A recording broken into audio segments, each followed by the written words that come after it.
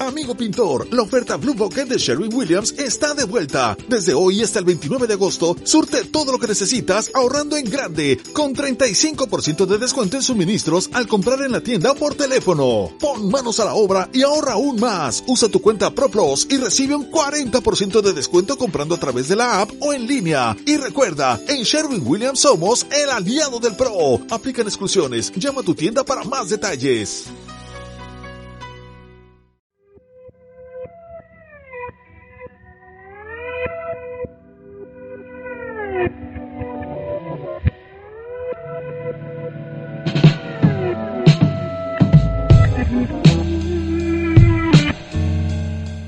Pensar Podcast.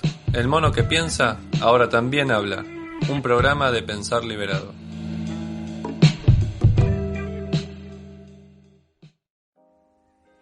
Hola, ¿cómo estás? Mi nombre es Cristian Giembrone, soy profesor de filosofía y creador de este espacio llamado Pensar Liberado. El día de hoy quería reflexionar con vos respecto de un tema que está relacionado con un aspecto antropológico, existencial, que es común a todas las épocas, común a todas las personas y común a todas las culturas, que es la cuestión de la felicidad.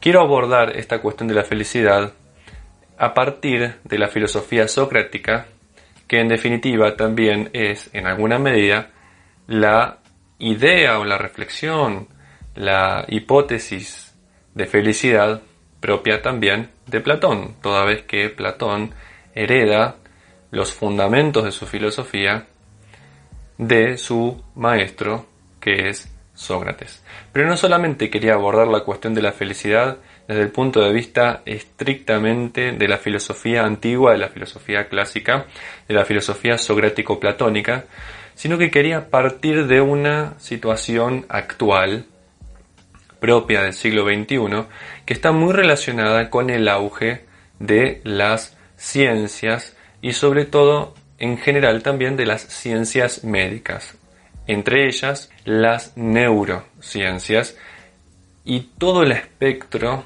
de prácticas terapéuticas en torno a la atención de las angustias, los sinsentidos, las depresiones, las frustraciones, pero también incluso la búsqueda de la optimización de las propias funcionalidades o características funcionales del cerebro, las características productivas, creativas, que van apareciendo alrededor de estas prácticas médicas, fundamentadas o fundadas desde un paradigma que es el paradigma, yo diría, positivista, que muchas veces deriva en un paradigma cientificista también, ¿sí? Donde uno de los aspectos principales es el de la cuantificación.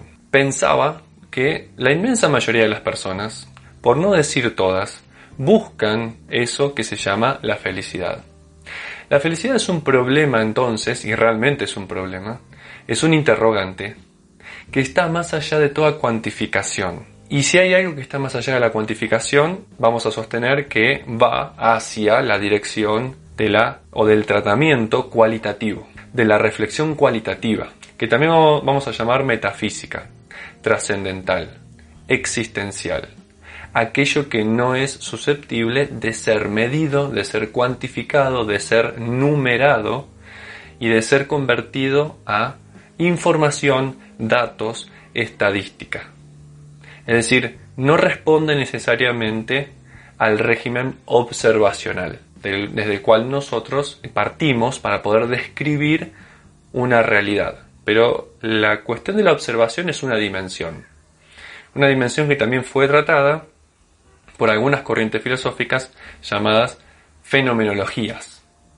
Es decir, lo que aparecen son fenómenos, no son las cosas en sí. O mejor dicho, es lo que se aparece, lo que se presenta de modo inmediato ante los sentidos. Pero está claro, me parece, que podríamos estar de acuerdo en decir que, en general, cualquier cosa que nosotros estudiemos, consideremos, reflexionemos, no es suficiente quedarnos con lo que primero aparece, ¿sí?, ante nuestra capacidad de percepción. Entonces hay que hacer un esfuerzo mayor, y ese esfuerzo mayor está más allá de lo observacional, está más allá de lo físico, y es lo que vamos a llamar como metafísica.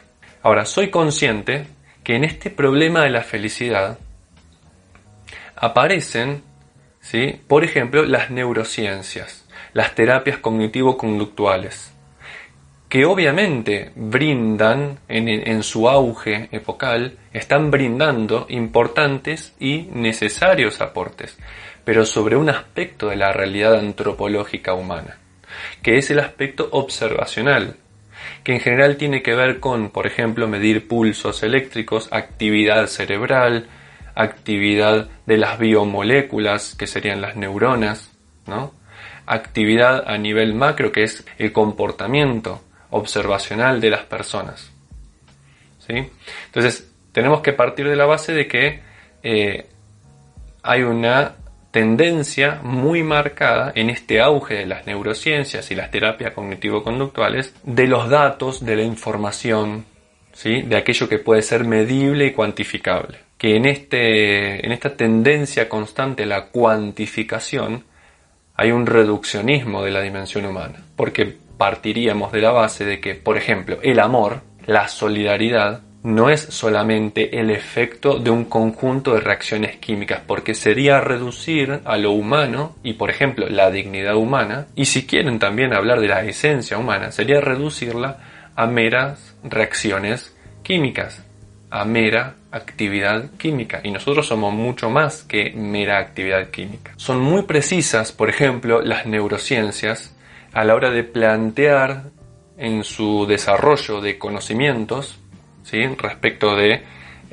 posibilidades de tratamientos sobre la conducta humana, dar cuenta de ese delicadísimo equilibrio químico que es el cerebro. Ese delicadísimo equilibrio químico del cerebro se va expresando por la generación de neurotransmisores que están muy relacionados, ¿sí?, y que tienen efectos muy fuertes sobre los estados de ánimos. Esos neurotransmisores, por ejemplo, pueden ser la dopamina, la serotonina, y hay muchos estudios respecto de eso, sobre cómo intervenir, por ejemplo, con pastillas o, por ejemplo, con determinados ejercicios terapéuticos para modificar el comportamiento de las personas. Entonces se empiezan a proponer tratamientos psicológicos, cognitivos, tratamientos conductuales, tratamientos incluso también psiquiátricos, obviamente, porque acá están los psicofármacos, muy relacionados con, obviamente, los nuevos estudios de las neurociencias, que, claro, arrojan resultados que son observables, útiles, que también incluso son funcionales,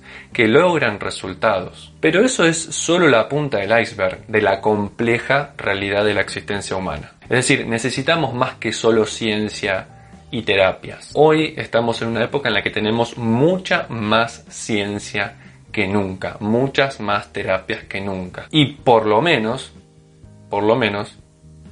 tenemos la misma cantidad de angustias, depresiones, pérdidas de sentido, las mismas fracturas humanas, fragilidades también, que se siguen manifestando igual o incluso a veces, a mi modo de ver, peor que en épocas anteriores. Entonces acá hay una cuestión que está relacionada con la idea de preguntarnos qué lugar tiene la ciencia, qué lugar tienen las terapias fundamentadas científicamente, es decir, observacionalmente, bajo la recopilación de datos y el análisis de los mismos. ¿Qué papel ocupa a la hora de hablar o de decir algo sobre la felicidad? Hablar o decir algo sobre la felicidad implica marcar un horizonte.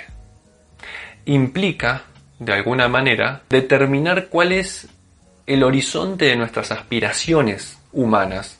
Porque la pregunta por la felicidad, en el fondo, es una pregunta ética, siendo la ética aquella disciplina de la filosofía que se pregunta cómo debemos actuar. En esto quiero traer a colación la palabra de Einstein. Einstein, en algunas reflexiones que están recopiladas por escrito, que están en el contexto de unas conferencias que Einstein daba en congresos de ciencia y religión, que están recopiladas también en un libro que se llama Einstein, mis ideas y opiniones, decía algo más o menos así, trato de acordarme de memoria. Decía algo así como el conocimiento de lo que es decir, el conocimiento de la realidad, el conocimiento de la realidad material, empírica, observable, palpable. Entonces decía, el conocimiento de lo que es no puede brindarnos por sí solo el conocimiento de lo que debería ser y lo que debería ser el horizonte de las acciones humanas. De la mano del cientificismo, es decir, una pretensión exacerbada de que la ciencia tiene la respuesta para todo y en todas las dimensiones de la existencia, en esa pretensión hay un reduccionismo que es muy peligroso. Y por ejemplo, en la cuestión de las neurociencias, ese peligro, no digo que todos los neurocientíficos caigan en lo mismo, ¿no? Ni que la comunidad científica de las neurociencias piense en eso, de modo monolítico, pero sí hay un peligro siempre latente, que es el peligro de considerar, por ejemplo, a la conciencia como una simple, ¿sí? Actividad del cerebro. Como si la conciencia fuera simplemente y solamente lo que el cerebro hace, cuando también podríamos considerar a la conciencia como algo de otra índole, a la índole orgánica material, de la materia orgánica, que sería el cerebro. Y eso de otra índole tiene que ver con justamente la metafísica.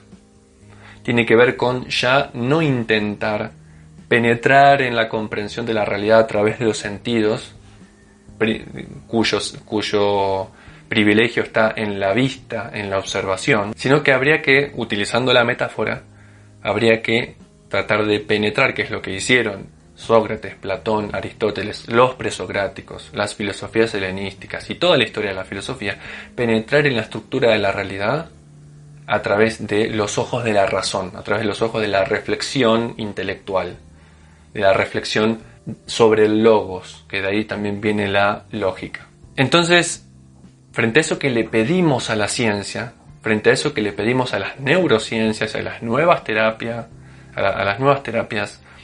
cognitivo-conductuales y demás, es que nos vengan a resolver instrumentalmente un problema de forma, pero no de fondo. Y eso tiene que ver con que muchas veces no tenemos ninguna idea propia de lo que sea la felicidad. Y en todo caso, lo que sea la felicidad, esa definición que nosotros pudiéramos dar, en general, al no ser propia, la heredamos estando implícitamente en la cultura que nos toca vivir, en la cultura hegemónica. Hoy nuestra cultura es demasiado utilitarista, demasiado instrumental, demasiado incluso evanescente, ¿sí? Demasiado de lo inmediato, demasiado resultadista, demasiado exitista, donde éxito viene de exit, ¿sí? Estar como alienado hacia afuera y dependiendo del afuera, principalmente del reconocimiento de los de afuera, en la que obviamente siempre caemos, o muchas veces caemos, estando a merced de burócratas, ¿sí? De la ciencia médica, donde, como decía antes, hay en general una intervención de forma respecto de alguna problemática humana, en este caso sobre la felicidad, pero no de fondo. Por eso también es que se habla, algunos psiquiatras incluso hablan, cuando recetan pastillas para tratar la depresión, por ejemplo, hablan de las pastillas de la felicidad, o las hormonas de la felicidad, ¿sí? O los neurotransmisores de la felicidad. Entonces, hablar de eso, de la pastilla de la felicidad, la hormona o los neurotransmisores, es operar un reduccionismo materialista, podríamos decir, ¿sí? Empirista incluso. Es operar un reduccionismo sobre una realidad, que es la realidad humana, existencial, que es sumamente compleja y que también, o en la que también entran en juego cuestiones de sentido, que va más allá de la utilidad, va más allá de tomar una pastilla para rendir mejor en el trabajo, va más allá de prácticas estilo receta concretas para ser más exitoso, para tener más memoria, ¿sí? Para ganar más seguidores, va mucho más allá de eso.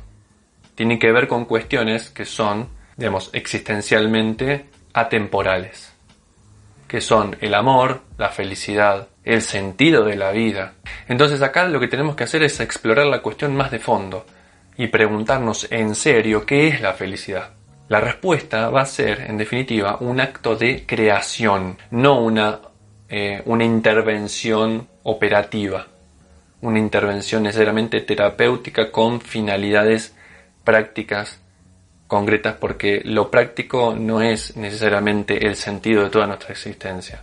Es decir, ir por los resultados prácticos, es decir, soy más exitoso, tengo más dinero, tengo más seguidores, ¿sí? Conquisto mejor a las personas, recuerdo más las cosas. Sí, es importante todo eso, pero es una dimensión, y eso quizás es la dimensión de lo que se ve, de lo que primeramente aparece, pero hay cuestiones que son de fondo, que cuestan un poco más, o en las que cuesta un poco más penetrar. Digo, ¿nos hemos preguntado, nos hemos puesto a pensar alguna vez de manera seria y prolongada qué es la felicidad? Es una pregunta fundamental, es una pregunta muy seria, porque de la respuesta va a depender nuestro vivir y nuestro buen vivir. Acá viene justamente la cuestión de Sócrates. ¿Por qué? Porque hoy en día las pastillas, las técnicas terapéuticas son solamente, yo diría, para mí, son solamente unas muletas que usamos mientras aprendemos a caminar de verdad a través de la vida, ¿sí? Entonces acá cabe preguntarnos por esa respuesta a la pregunta sobre qué es la felicidad. Y quiero compartirles la respuesta en concreto de Sócrates. Para Sócrates, la felicidad está relacionada íntimamente con un vivir virtuoso. Un vivir virtuoso que implica una conducta habitual. Habitual quiere decir hecha hábito, hecha costumbre, a través de un método o de forma metódica, ¿sí? Y constante en la búsqueda hacia el bien. Por eso también es importante preguntarnos incluso qué es el bien. Acá yo no voy a dar todas las respuestas, pero lo que sí quiero es plantear la pregunta y orientar alguna búsqueda de respuesta, ¿sí? La felicidad está relacionada íntimamente con una manera de vivir muy particular, que es la manera de vivir virtuosa, ¿sí? Y una virtud que va a implicar una conducta habitual con método, constancia, hacia el bien, orientada hacia el bien. Es decir, debemos alcanzar un conocimiento sobre lo que es el bien, ¿sí? Mediante, va a decir Sócrates, la reflexión racional. Entonces, cuando tiene que dar respuesta sobre lo que es el bien, empiezan a aparecer, por ejemplo, alrededor de ese concepto, virtudes. Por ejemplo, la valentía, el honor, la prudencia, la honestidad, la solidaridad. Todas ellas, va a decir Sócrates, son diferentes entre sí. Obvio que la valentía no es lo mismo que el honor. Obvio que la prudencia no es lo mismo que la honestidad o que la solidaridad. Todas ellas son diferentes, son particulares y son diversas. Pero ¿qué pasa? Son virtudes. Es decir, hay algo común que las hace hacer todas virtudes. Cuando hablamos de aquello común para la filosofía socrática y en general para la filosofía antigua, lo común a las particularidades y a las diferencias que une a esas particularidades y diferencias va a ser la esencia. Entonces, ¿qué es aquello común a las virtudes que las hace llamar las virtudes en sus diferencias? El bien, ¿sí?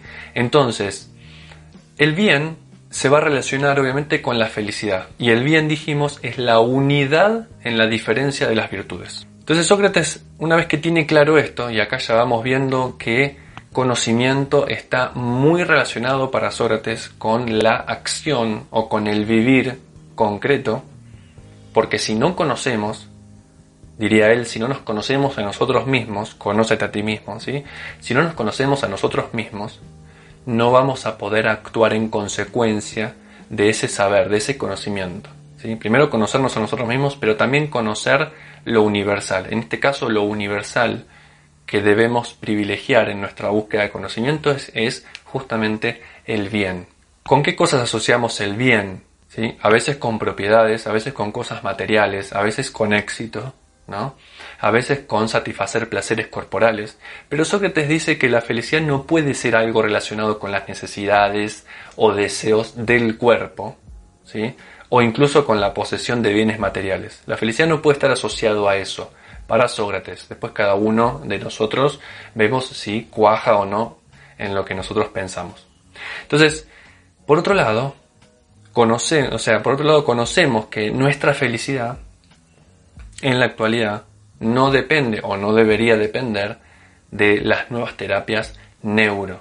Las nuevas terapias neuro serán solo la muleta que utilizamos mientras aprendemos a vivir virtuosamente en nuestra vida conforme al conocimiento también, ¿sí? Según Sócrates, aplicado a la reflexión sobre la actualidad. Entonces, como dije antes, la felicidad va a depender de una conducta virtuosa, ¿sí? La felicidad será dominio de nosotros mismos. Vencerse a uno mismo, eso es conocimiento / sabiduría, diría Sócrates. Ser vencido por uno mismo, es decir, ser arrastrado por las pasiones, por los deseos, por las tristezas, por las angustias, por las debilidades, ¿sí? Eso es ignorancia. ¿Por qué? Porque al no conocernos, no podemos tomar control, no podemos tomar las riendas. Por eso, conócete a ti mismo, ese mandamiento, esa frase es tan importante. Porque ¿cómo vamos a controlar, cómo vamos a dominar, o en todo caso, cómo vamos a direccionar algo conforme a un fin si no lo conocemos? ¿Cómo vamos a direccionarnos a nosotros mismos? ¿Cómo vamos a conducir nuestra conducta conforme a una intención, conforme a un objetivo, a través de la voluntad, si no nos conocemos?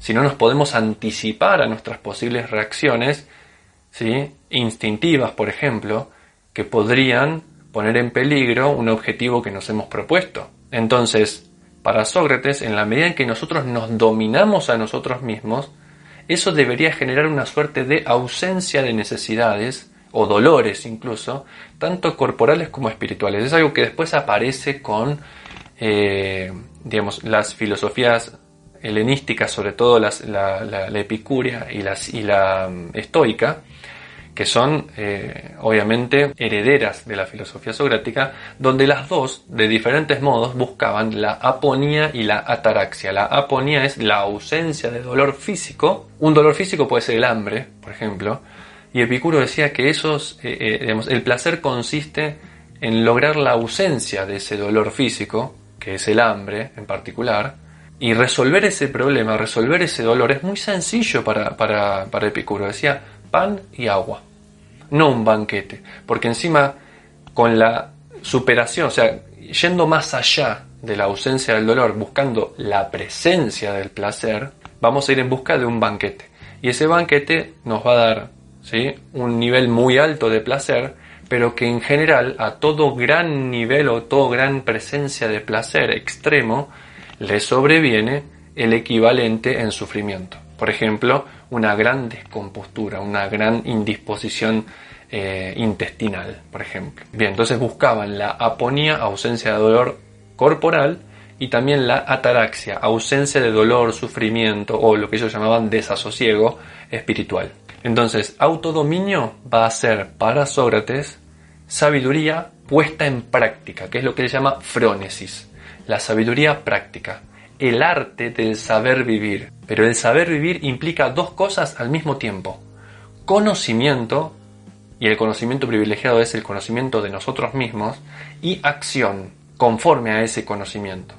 Y ese conocimiento va a ser entendido como bien, y el bien nos lleva a las virtudes. En la medida en que lo conozcamos, nos lleva a las virtudes, es decir, el bien puesto en práctica. Por eso va a ser importante comprender que hay una unidad entre ser y pensar. O sea que lo que sea que nosotros pensemos, consciente o inconscientemente, sobre nosotros, sobre el mundo, sobre la felicidad, va a determinar las acciones que nos van a llevar o a un círculo virtuoso entre conocimiento del bien y una vida conforme al bien, o a un círculo vicioso, partiendo de la ignorancia entendida como un mal. Por lo tanto, vamos a caer en un mal vivir. Ergo, no podríamos ser felices de ninguna manera. Entonces, intelecto, conocimiento y acción práctica están unidas. Y es importante la reflexión filosófica al respecto. Lo que quiero decir en definitiva con todo esto es que la ciencia en general no puede marcar el rumbo de las aspiraciones humanas. Para eso está la filosofía. Einstein incluso llegaba a decir que para eso estaba la tradición judeocristiana, por más problemático que eso, pueda parecernos a nosotros. Es algo que Einstein sostenía, ¿no? Entonces, conforme a todo esto, te invito básicamente a quedarte pensando: ¿qué es la felicidad para vos? sabiendo que es una pregunta sumamente seria e importante. De su respuesta depende de nuestro accionar, y de nuestro accionar depende nuestra felicidad, es decir, nuestro bienestar, nuestra armonía con nosotros mismos, nuestra estabilidad emocional, afectiva, psicológica, etc. ¿Sí? Esa armonía con nosotros mismos y con todo aquello y aquellas personas también, obviamente, que nos rodean. Te invito a quedarte pensando en esto. Espero que te haya resultado interesante estas reflexiones en torno a la felicidad propuesta por Sócrates, analizando una cuestión actual, y te veo en el próximo encuentro. Un abrazo grande.